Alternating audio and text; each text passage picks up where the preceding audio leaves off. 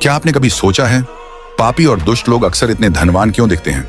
जो छल करते हैं, झूठ बोलते हैं, अधर्म से कमाते हैं, उनके पास ऐश्वर्य और वैभव क्यों होता है? क्या भगवान अन्याय कर रहे हैं या इसके पीछे कोई गहरा रहस्य छुपा है?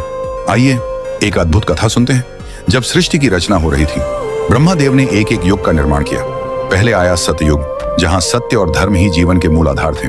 फिर आया त्रेता युग, जहां धर्म के 4 स्तंभों में से केवल 3 बचे थे। इसके बाद आया द्वापर युग, धर्म आधा रह गया, मानव व्यवहार में अधर्मी प्रवृत्तियां दिखाई दी। और अंत में जब ब्रह्मा ने कलयुग का निर्माण किया तो अपने ही सृजन को देखकर वे क्षण भर के लिए विचलित हो उठे। ब्रह्मा ने कलयुग को अपने सामने बुलाया। कलयुग का स्वरूप भयावह था। उसका मुख पिशाच के समान विकृत, आंखों में असीम दुष्टता, पूरा शरीर नाचते, रोते, हंसते और चीखते चिल्लाते भावों से भरा। कभी बुराई के गीत गाता, कभी नग्न अवस्था में ब्रह्मा जी के सामने खड़ा। एक हाथ से उसने अपनी जीभ पकड़ी थी और दूसरे हाथ से अपनी वासना का प्रतीक।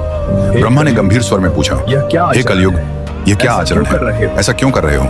कलयुग हंसा और बोला, हे सृष्टिकर्ता, जो मनुष्य अपनी वाणी पर संयम रखता है, जो अपनी वासनाओं को नियंत्रित करता है, जो भगवान की शरण में रहता है, वह मेरा शत्रु है।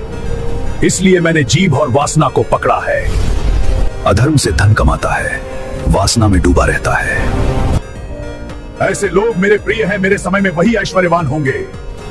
ब्रह्मदेव ने गहरी दृष्टि से उसे देखा और बोले, ठीक है, तुम पापियों का साथ दो, उन्हें धन दो, वैभव दो, ऐश्वर्य दो, पर ध्यान रखना उनका मन कभी शांत ना हो, वे भीतर से कभी सुखी ना रहें। उनकी चकाचौंध केवल बाहरी हो, अंदर से वे सदा खाली रहें। फिर ब्रह्मदेव ने आगे कहा, और हे कलयुग, जो मनुष्य भगवान का नाम लेगा, ध्यान करेगा, दान देगा, धर्म पूर्वक जीवन जिएगा, तुलसी और गोमाता की सेवा करेगा, ऐसे सात्विक लोगों पर तुम्हारा कोई प्रभाव नहीं होगा।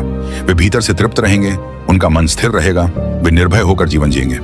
इतना आदेश देकर ब्रह्मा ने कलयुग को पृथ्वी पर भेज दिया।